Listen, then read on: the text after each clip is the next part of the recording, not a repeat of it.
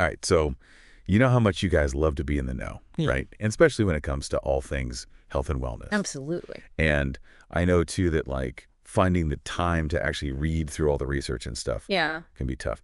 So this time, you guys brought the research to us, which was really fun. We got some really interesting articles this time around, all focused on coffee and tea and how they impact your health. Specifically, we're looking at gut health and blood sugar. Right. Two very important things. Yeah, big ones. Yeah, absolutely. And, the sources this time around are places like Food and Wine and Eating Well. So good stuff. And basically what we're going to try to do here is pull out, like, the most important insights. The need to know. Yeah, like the stuff you actually need to know about how these everyday drinks could be affecting you. Exactly. Think of it like we did the hard work, and we're going to give you the cheat sheet. Exactly. Okay. So I think one of the things that stood out to me right away was some new and sort of surprising information about coffee. Okay. And what it does in your gut. Yeah, it seems like there's more to your morning cup than just that caffeine kick. There was a study published in Nature Microbiology recently that has kind of opened up this new perspective on how coffee consumption might actually be linked to your gut health. And what did they find? So the study was pretty comprehensive. They looked at stool samples from over 22,000 people. Wow. They divided these participants into groups based on how much coffee they typically drink. So you had the never drinkers, the moderate drinkers, and then the heavy drinkers. And what they found, which is really fascinating, is this correlation between higher coffee intake and greater levels of this specific type of beneficial gut bacteria. Oh, interesting. Called L-asaccharolyticus. L-asaccharolyticus. Yeah. So now, our listener out there might be thinking, okay, so more of this bacteria, so what? Like, why is gut health such a big deal anyway? It's a really good question. And Dr. Michael Kaplan puts it very well when he says that the microbiome in the gut is probably way more important than we even ever expected. Interesting. That diverse community of bacteria that lives in your gut plays this fundamental role in your overall well-being. And we're talking way beyond just digesting food. Yeah, it seems like every time you turn around these days, you hear something about gut health. Like, it's everywhere. It is. Yeah. So what is it about a healthy gut microbiome that, like, what does it actually do for us? So a healthy gut microbiome can actually help protect against things like traveler's diarrhea. Okay. Diarrhea caused by antibiotics. Right. But the benefits even extend beyond that.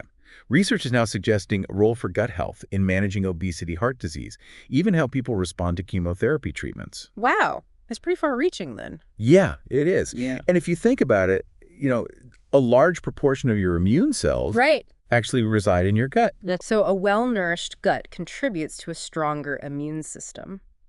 It also plays this key role in regulating inflammation throughout the body. And then this is interesting, too. There's a strong connection between your gut and your brain. It's called the gut-brain axis. Oh, yeah. We've heard about that. And it can actually influence things like your mood and cognitive function. Yeah, I think a lot of people can kind of understand that in a way. When you get that butterfly feeling in your stomach. It's so sad. So let's get back to the coffee then. How is coffee encouraging the growth of these beneficial bacteria? Is it just the caffeine?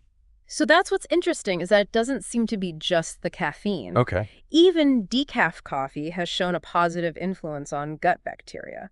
What seems to be the real heroes here are the polyphenols that are present in coffee. Okay. Specifically things like chlorogenic acid and colonic acid. So polyphenols, we hear about these a lot when it comes to healthy foods and drinks.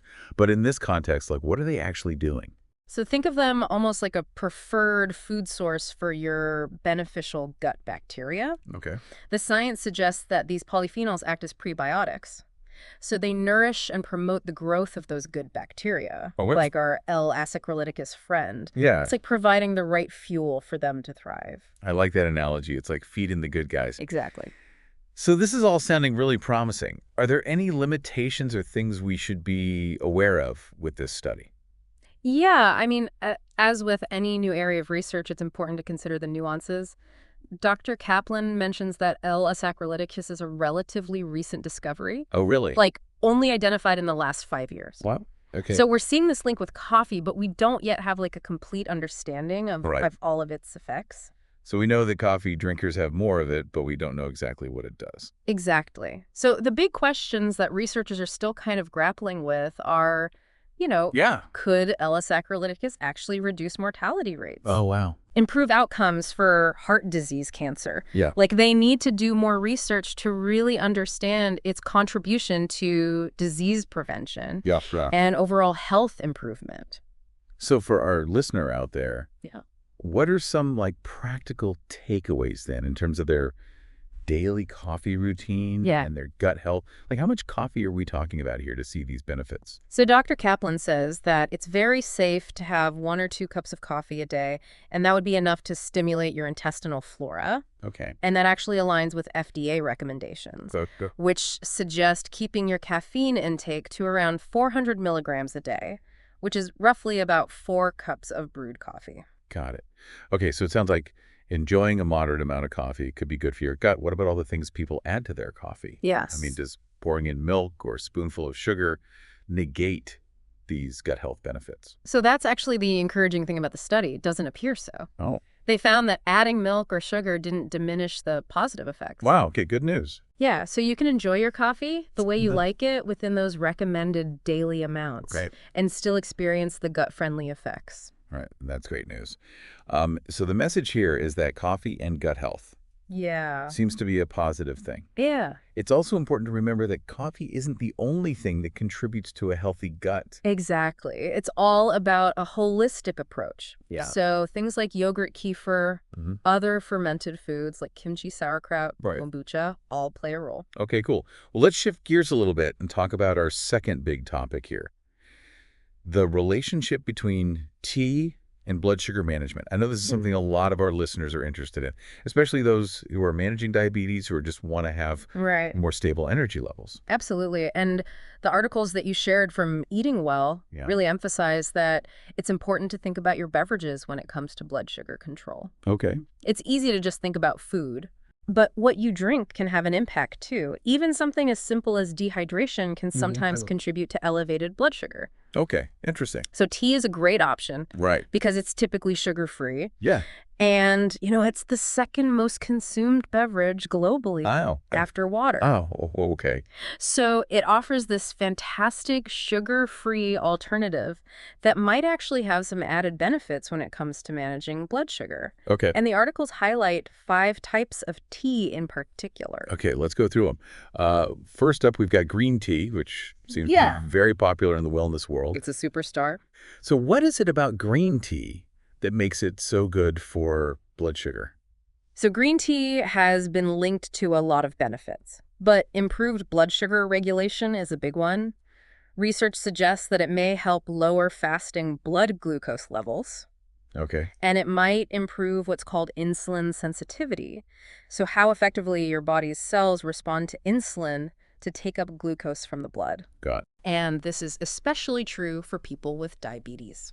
Now, what is it about green tea that's giving us these benefits? So this is where gut health comes back into play. Okay. Kimberly Rose Francis, who is a registered dietitian quoted in the articles, says that an imbalance in your gut microbiota can actually negatively affect how your body processes glucose and its sensitivity to insulin.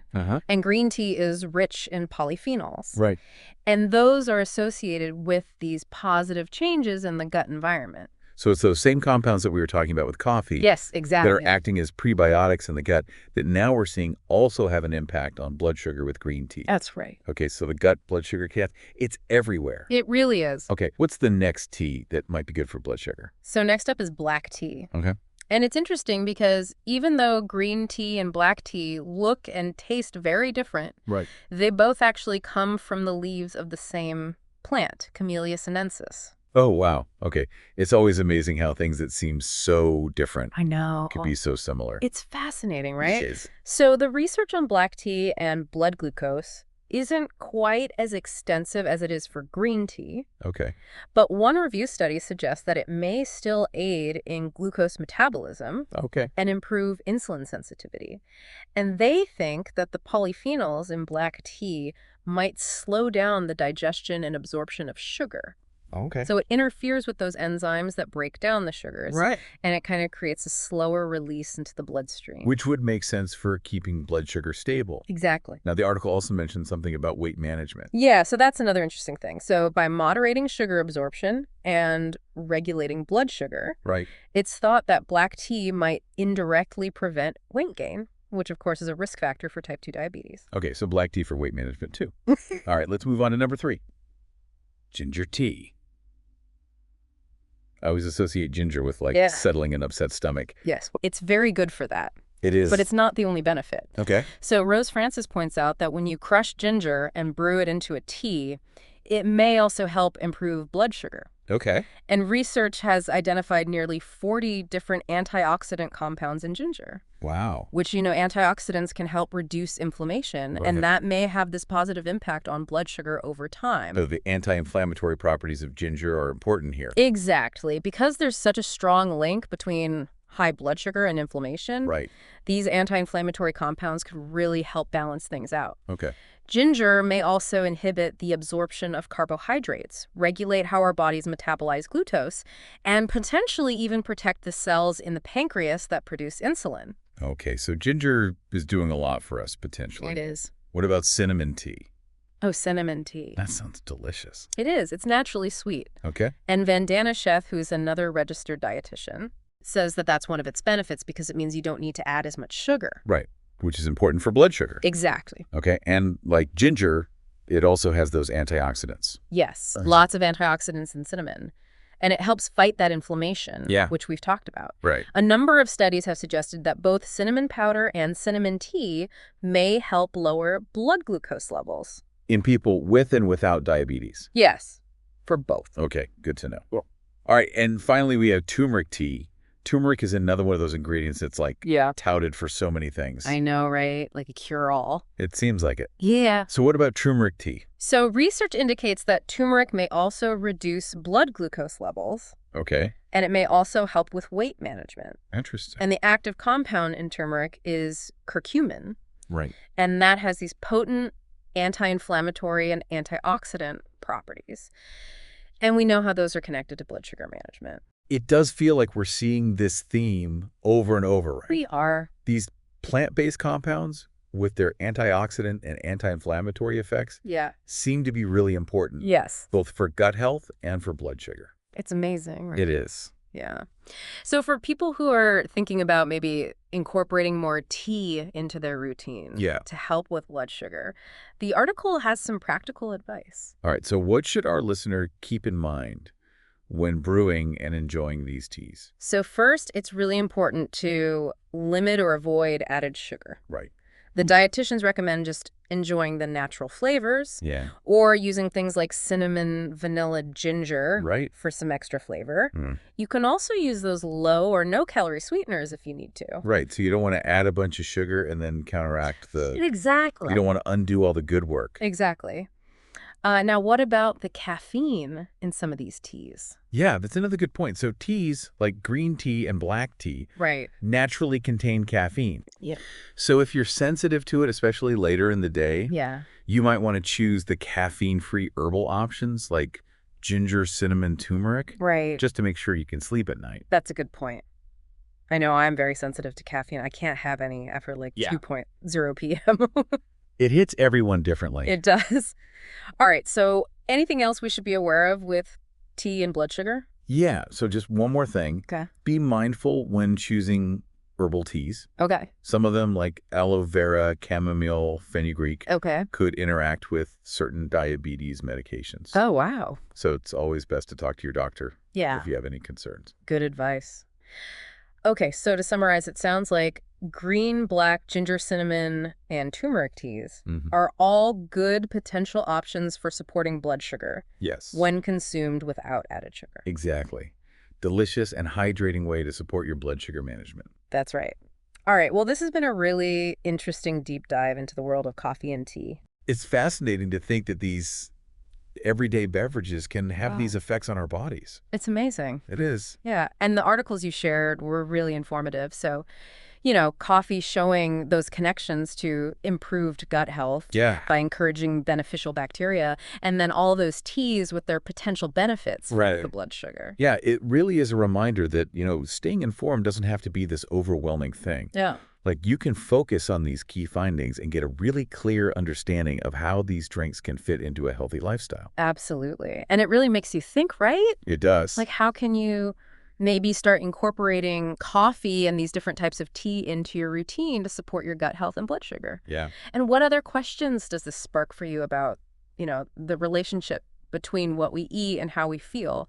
It's a fascinating journey to be on. It really is. Yeah. Thanks for listening, everybody. See you next time.